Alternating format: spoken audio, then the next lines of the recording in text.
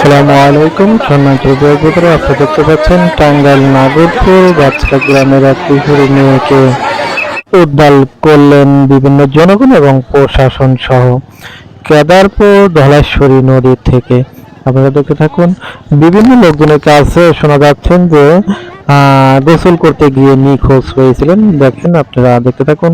তাকে কিন্তু আসলে ডোগালো দিয়ে কিন্তু তাদেরকে কিন্তু অক্সিজেনের ধারায় কিন্তু এই মেয়েটাকে উদ্ধার করানো হয়েছে।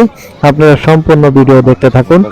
সকলেই তার আত্মার জন্য দোয়া করবেন। আল্লাহ রাব্বুল আলামিন তাকে যেন জান্নাত নসিব করে এবং তার পরিবারকে যেন ধৈর্য ধারণ করার জন্য তৌফিক দান করুন। আসলে 12 বছরের কিশোরী মেয়ে এইভাবে চলে গেলেন এই পৃথিবী ছেড়ে। আপনারা সকলেই তার জন্য দোয়া করবেন। আল্লাহ তাআলা তাকে যেন জান্নাত নসিব করেন। হাজার হাজার শত শত লোকের ভিড় সমাগমে আপনারা দেখতে পাচ্ছেন এই যে এই মেয়েটির, কিশোরী মেয়েটির মরা দেহ। আপনারা দেখতে থাকুন সম্পূর্ণ ভিডিও। ভালো থাকবেন, সুস্থ থাকবেন। আসসালামু আলাইকুম ওয়া রাহমাতুল্লাহি ওয়া বারাকাতুহু। সাহায্য করতে এগিয়ে আসেন, দাঁড়িয়ে দাঁড়িয়ে কাঁদতে দেখে আর ভিডিও।